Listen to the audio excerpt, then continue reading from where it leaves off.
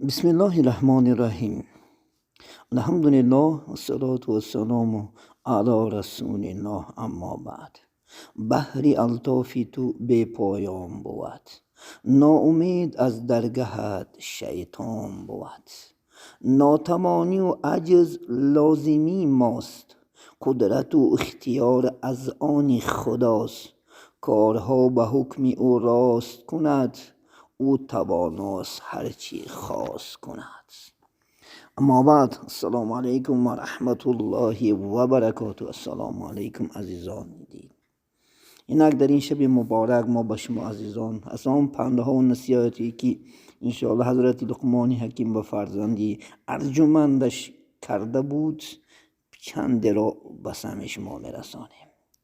اولین پنده که نصیحت کردن ای جان پدر، خدا عز و جل را بشناس.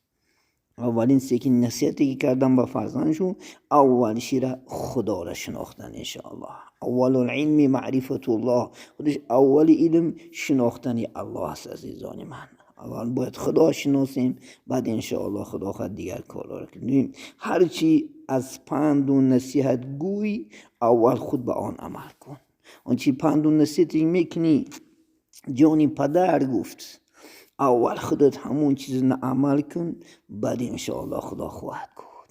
یعنی کاری خدا خواهد که به این سمع مردم میرسانی اول باید خودت بکنی. خودت که عمل نکنی و هیچی فایده نشی و تأثیرات هم ندارد. یگان کس قبولش هم نمیکند. در عرفیت میگن که اول کار رو به خود بزن، اگر در نکند بعد دیگر زن. این معنی دارد که اول خودت یک کرده بین انشاءالله خدا خواهد، بلکه فایده داشته باشد بعد به دیگران انشاءالله خدا خواهد. باید که ما اولا خود عمل کننده باشیم انشاءالله خدا خواهد. سیوم قدر مردمان را بدان. باید که ما و شما قدر انشاءالله مردمان را باید بدانیم. حق همه کس را بشناس. گفت جانی پدر، یعنی حقی انشاءالله خدا خواهد کسا را بشناسی، یعنی کسا را حرمت کن، عزت کن. حقی کسا را انشاءالله خدا خواهد نخور، چون که در بالای ما شما دو حق است، حق الله و حق العبد. حق الله حقی الله سبحانه و تعالی نماز است، طاعت است، عبادت است، حج است. و حقی بنده انشاءالله خدا خواهد نخوردن، غیبت نکردن، تهمت نکردن، بهدان نکردن. این حق انشاءالله عبد است.